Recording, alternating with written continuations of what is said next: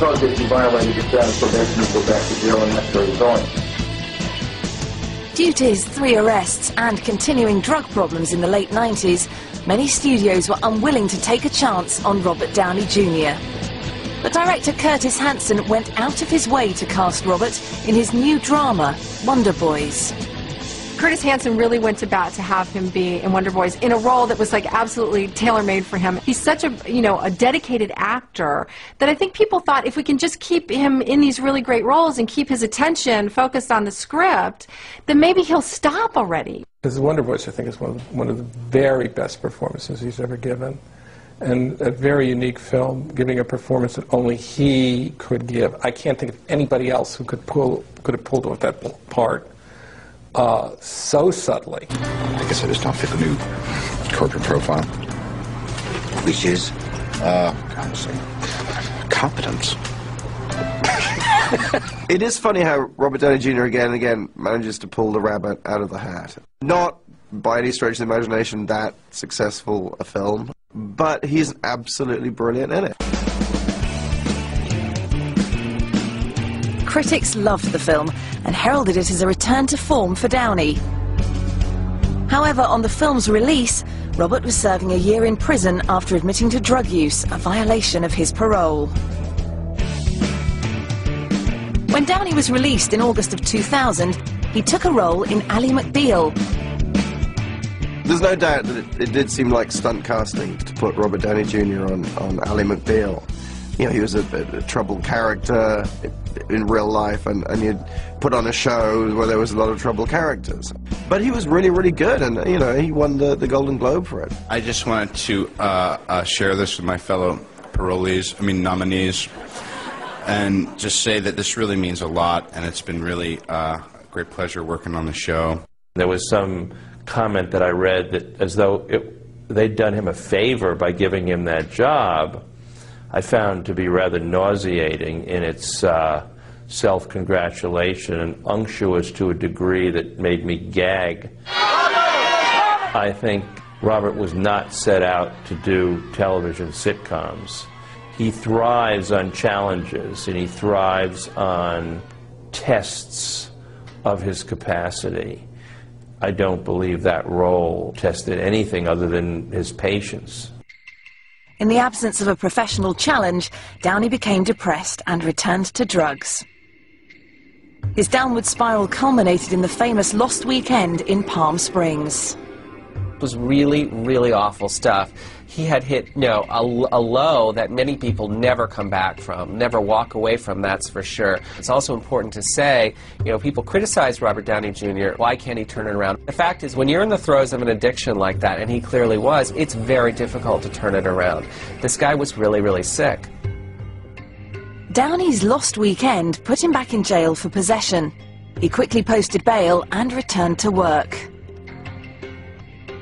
But a few months later, he was picked up by police for his 5th drug-related arrest, when they found him stumbling around a shady part of LA, clearly intoxicated.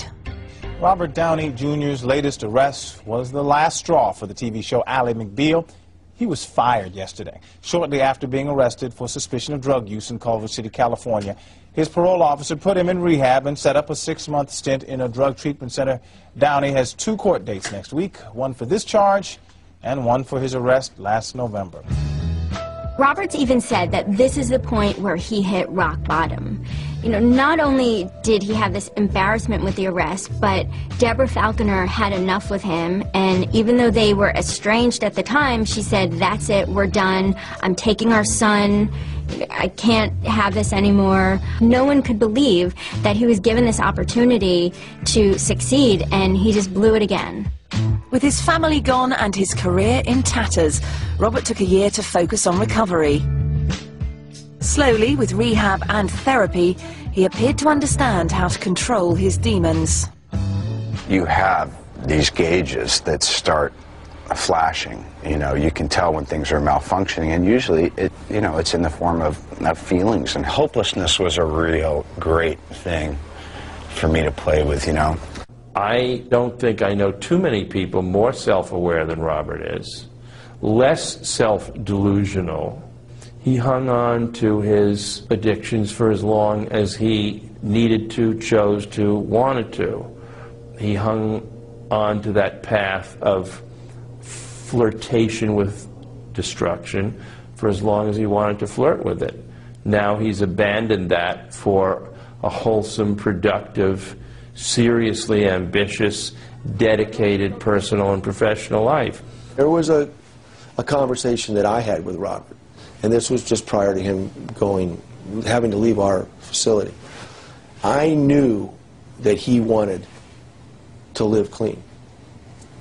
I can't say that about everybody that's sitting in this facility right now. I can't say that. But there's something about one addict talking to another where you can tell that he really wanted to live a drug-free life. In 2002, after a year of rehab and soul-searching, Robert Downey Jr. was ready to work. Taking a chance, Joel Silver cast him opposite Oscar winner Halle Berry in Gothika. Well, Mel Gibson was the one who called Joel Silver and said, "This kid is clean now. He really seriously is clean." And Joel listened to him, and that's when he cast him in Gothika. Downey had to put up most of his salary to pay for his insurance, but this job was about getting his career and his life back on track. Both goals got a huge jump start when Robert met one of the film's producers, Susan Levin. She's a very calm person. She's a very lovely person. You know, she's not somebody who's going to go out and party. She's a very dedicated professional herself. You know, she's about the work, and I think that that's a really good influence for him. And I think he's deeply helped by his relationship with his wife, which is the first, in my observation, really productive, healthy, helpful, harmonious relationship he's had. Now, Downey credits his recovery to Susan Levine, and that has been the sustaining relationship of his life ever since. That, and of course, his relationship with India, his teenage son, and he's finally being able to be a father after many, many years of difficulty.